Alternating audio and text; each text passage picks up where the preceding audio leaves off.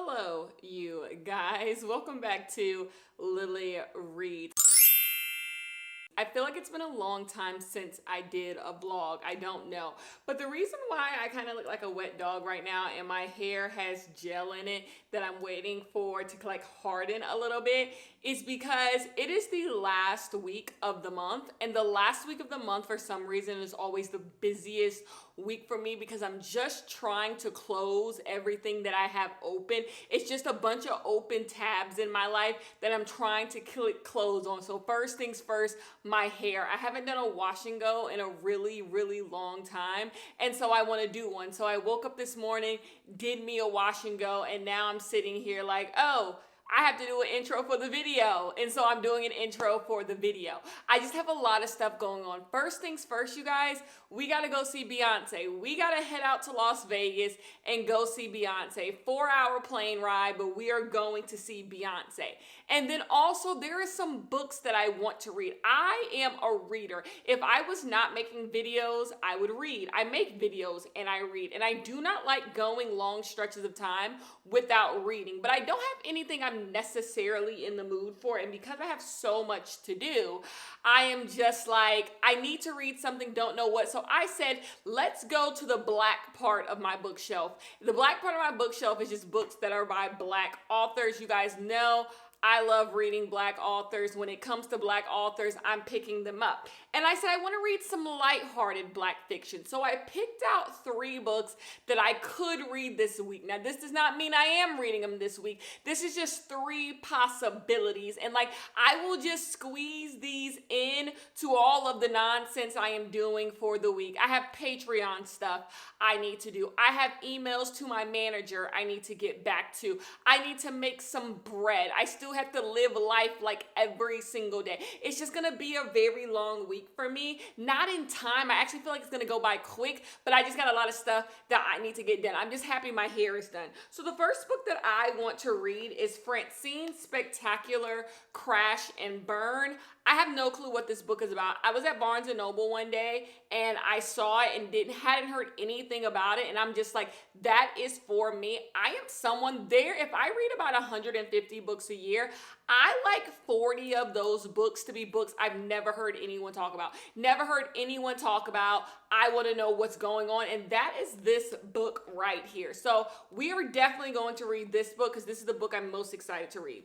We also have 24 Seconds From Now by Jason Reynolds. I have heard really good things about this book and I really hope we are able to get to it. If we don't, I'll get to it at some point. It's really short, but another thing, oh, I didn't tell you, book club. I have to do book club this week. Like, it's a lot. Like, literally, it is a lot going on. The next week and a half is a lot. So I have to read the book club book. So at some point, this vlog does just have to stop because I have to read the book club book. So I don't know if we're going to get to this one, but we will definitely try.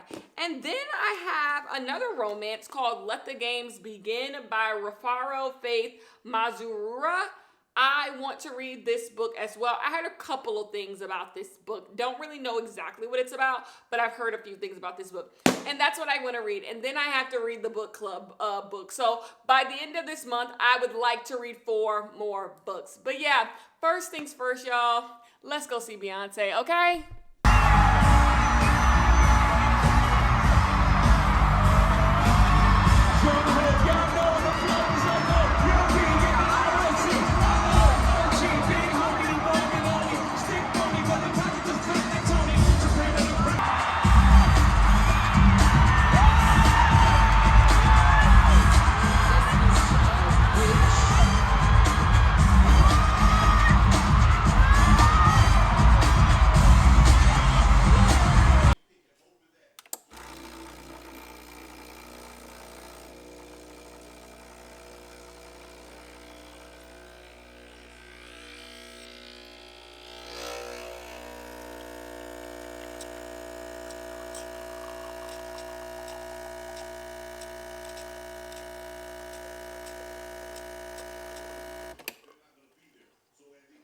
Hello, you guys. We are here for our first reading update. I have actually made it to page 200 Already in Francine's Spectacular Crash and Burn by Renee Swindle. This book is so strange, so stay with me. We start off this book with this girl telling us a story in retrospect. You guys know I love a story being told in retrospect, direct to reader. Love it, love it, love it. And she's like, let me tell you about how my life went to shit. She first tells us her mama is about to die. So she tells us a story about how her mom dies. Her mom was a psychic on YouTube. And she had all these altars, all these disco balls, all these mirror balls, all this stuff around the house. And our main character, she used to help her mom with the YouTube channel. Her mother also had some mental illness and she had agoraphobia, which means she was like afraid to go outside, like afraid of like leaving the home. So she just had a lot of like mental health issues, also physical issues. And our main character kind of was her caregiver. So like after she finished high school and finished college, she just took care of her mom. She has a job. She is like an assistant to this really rich and powerful lady, but it's kind of a dead-end job. And so she was taking care of her mom. Well, her aunt told her mom, you have to get some exercise. You have to go outside, walk around, get some exercise, or your health is going to continue to fail you. So our main character tells her mom, like, promise me tomorrow when I get home from work, we're going to go on a walk. So her mother gets home. She gets home. She asks her mother if her mother is ready. Her mother's like, I'm not feeling good. I'm not feeling good. I don't want to go.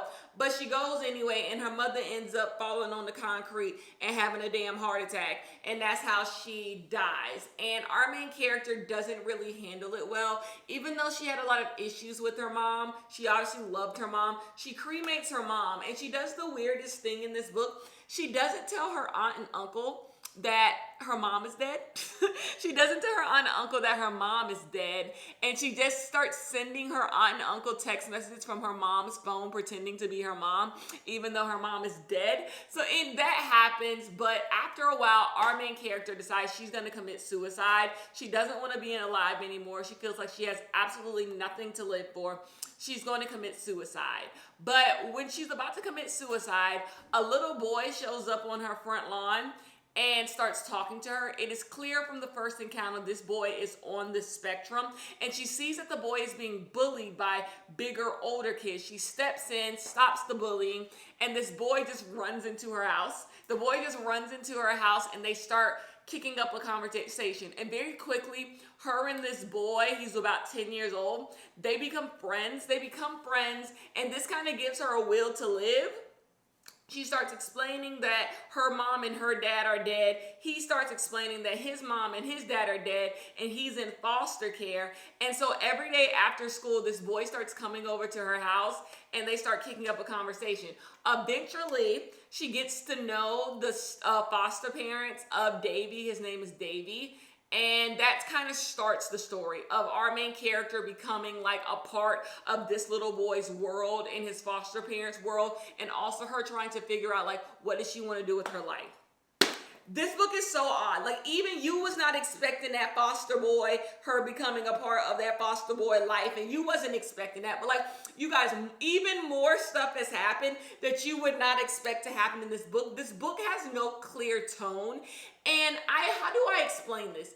The characters in this book are raw and real to a point of almost like disgust, in the sense that like when you are reading a book, characters don't talk, act, think like real people. They act like book people. Like when you're reading a book, you expect book characters to act in a certain way. There's a theatrical way that characters act to where like you can always empathize with them. You can always understand them. Like their motives are always understood, but that's not how people act in real life. In real life, people are a lot more chaotic, a lot more unpredictable, but books have to follow a certain beat, a certain thing that's been established in books. This book is breaking all of that nonsense down because every character is so unlikable, but they're only unlikable in a book sense, but not unlikable in a real life sense. In a real life sense, they act like everybody else in our world, but in a book world, they don't act like that. characters don't fit a certain mold that you would like to put them in. Like,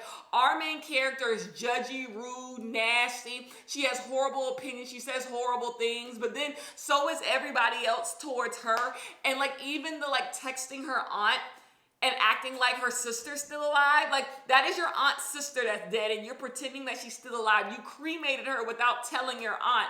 It's just all this weird stuff is happening. But the heart of this story is the relationship between Davy and our main character, the little boy. And our main character, it's so good.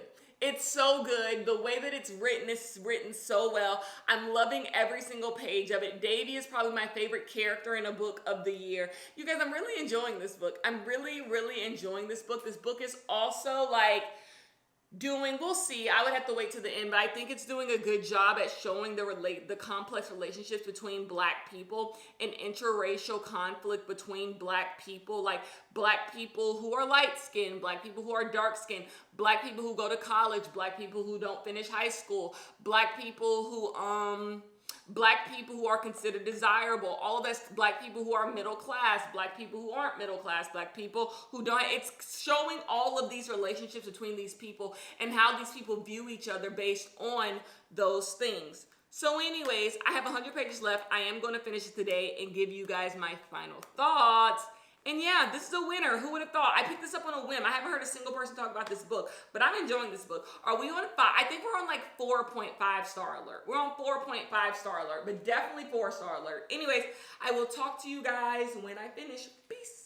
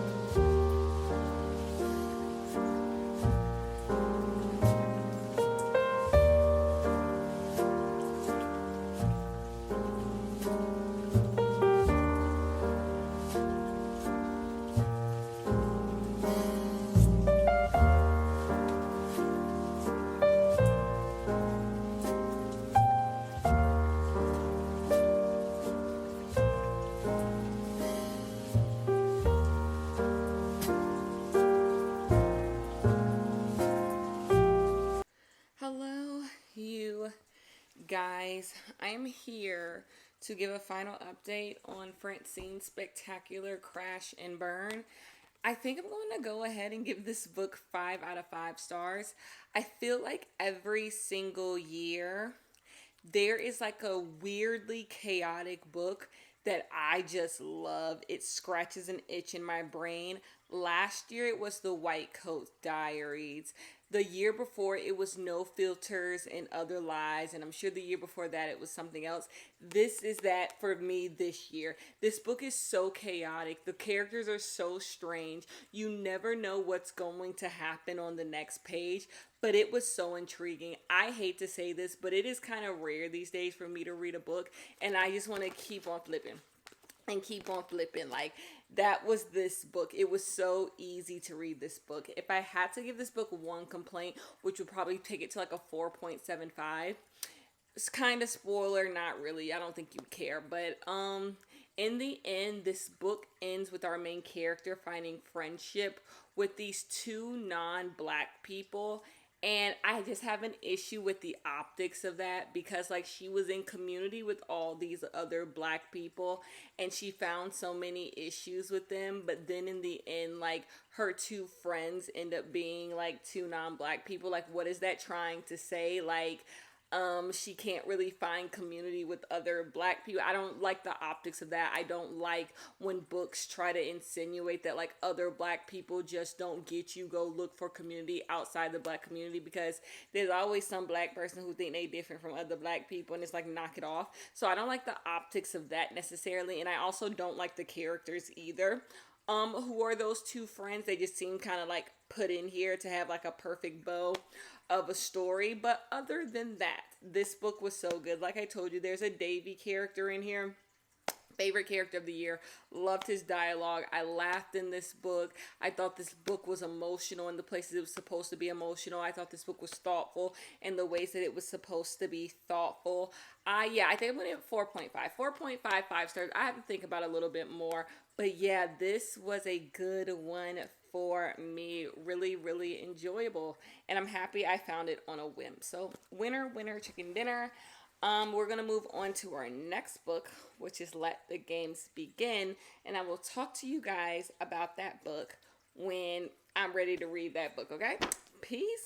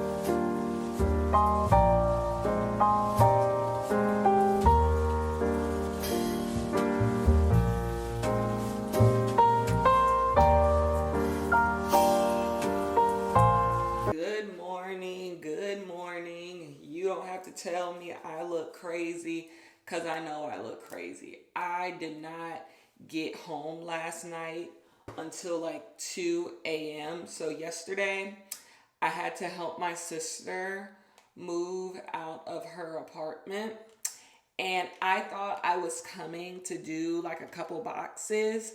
Long story short, no, baby. She put me to work. The back of my car is filled with all of her stuff. And so I'm just tired. But something good came of the trip because I was able to get started reading Let the Games Begin by Rafaro Faith Mazarura. I was able to get started on this book via audio. So I'm just going to continue it on audio for the rest of today. So in this book, we are following two people. This book is told in third person, and we have Olivia and Zeke. We are getting POVs from both Olivia and Zeke. So let's start with Zeke.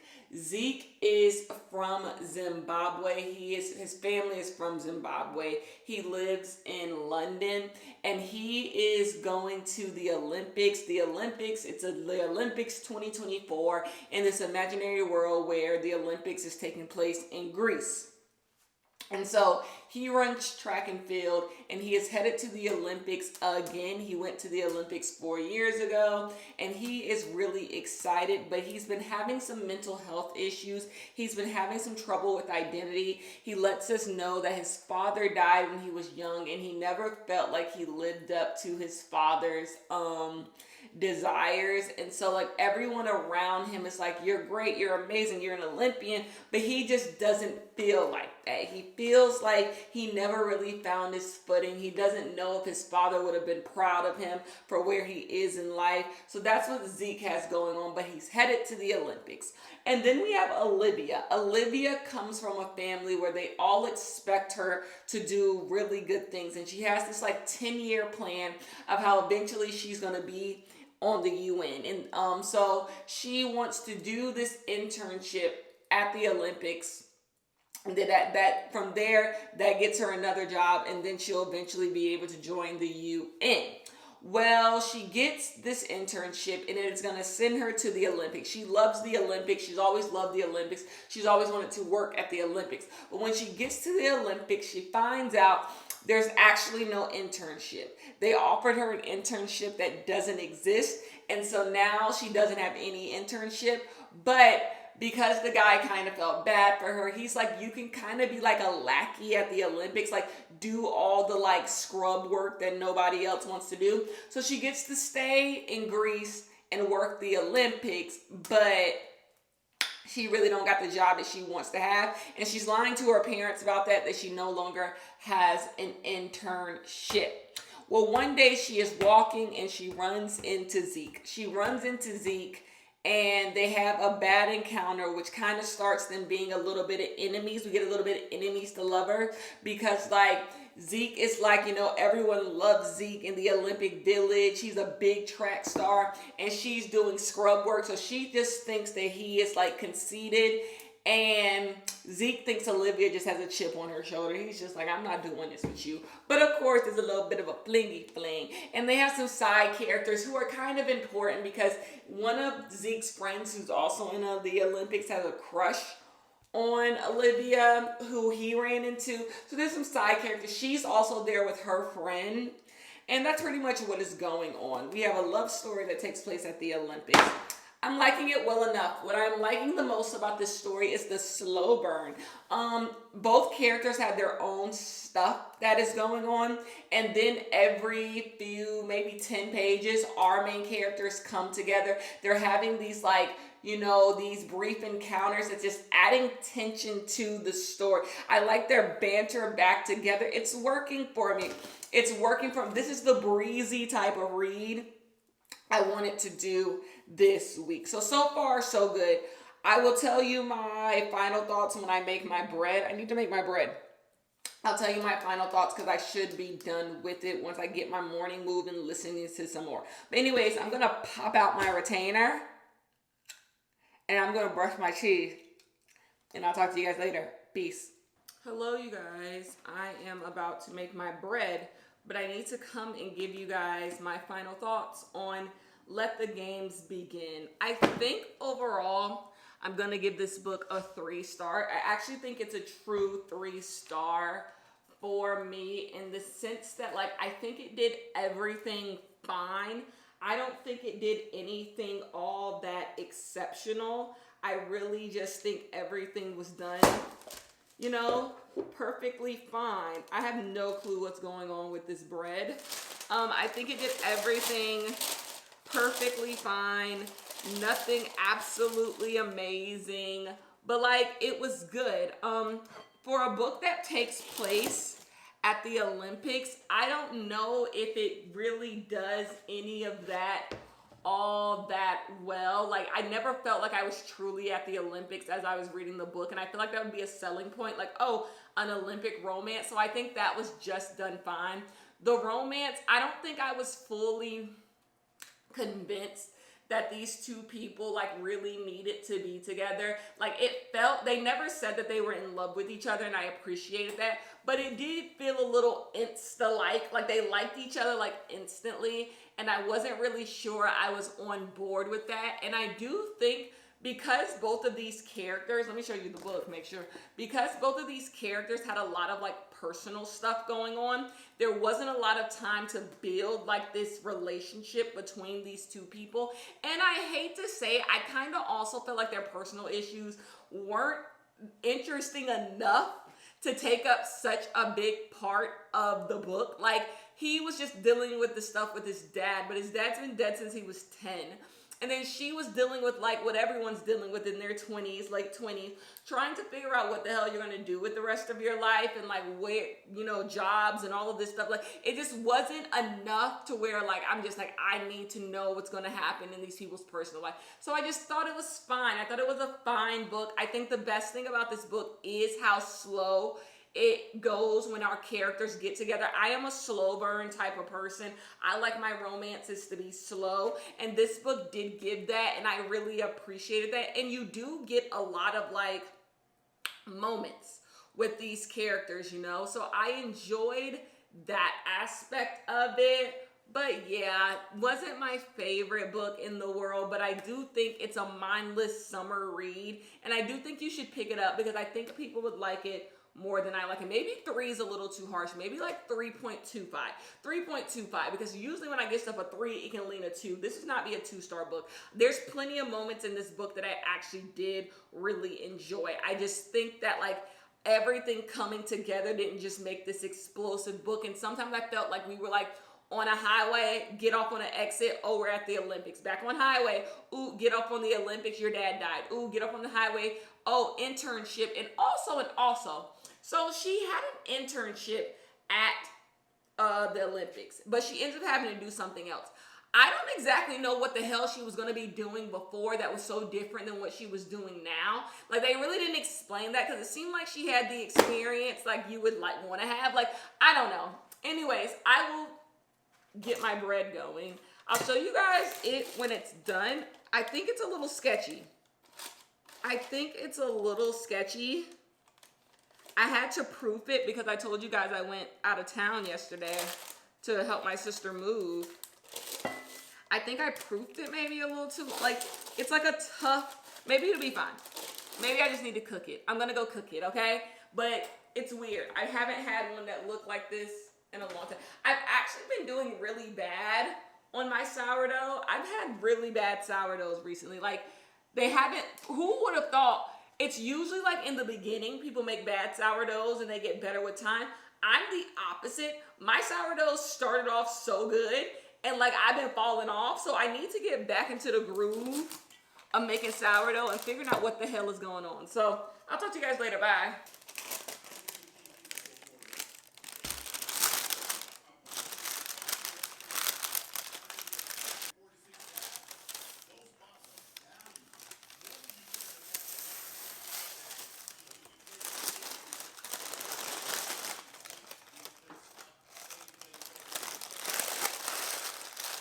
Hello, you guys. I am sitting right here. So you guys know I am coming to end the video. I'm sorry, you guys. I have to read the book club book. We have book club on Sunday. If you're watching this when this goes up, we haven't had it yet. I have to read the dating countdown, so I got it in the video. But we were able to read 2 books in this video to wrap out the month. We were able to physically read Francine's Spectacular Crash and Burn by Renee Swindle, which I really fucking enjoy. This is one of my favorite books that I read this month. I think you should pick it up. It's crazy, and it's not going to be for everyone. I haven't looked up the Goodreads score, but it wouldn't shock me if the Goodreads score on this is quite low. But for me, I told you I love a little chaotic little book, and that is exactly what this was. So I had me a time with this one. I gave it 5 out of 5 stars. And then we have Let the Games Begin by Rafaro Faith Mazarura. I thought this book was fine. I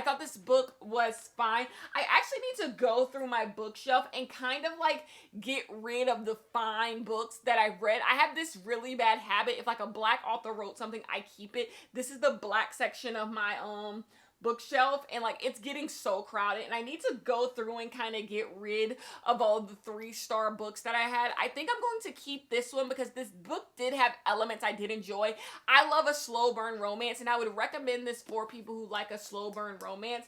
But yeah, I've read so many fine romance books this year that I'm just like, okay, here's another one. Here is another one. Now I will say, if you guys care, I also read Only for the week before I went to Vegas. This was a quick little book that I read. I also didn't really like this one, but I understood this one more than the other one in the sense that like this book is one of those just like sexed up books. If you want to read a book where they're having sex every 3 pages, this is for you. So like I wasn't necessarily in the mood for this one, but I don't think this book as it stands is a bad book. So if you ever want to know my opinion of this was a book that I was able to read last week. I just read it off camera. And so that is the end of this. I don't have any books to show you guys because I was not able to do any book shopping. But yeah, I will talk to you guys in the next one.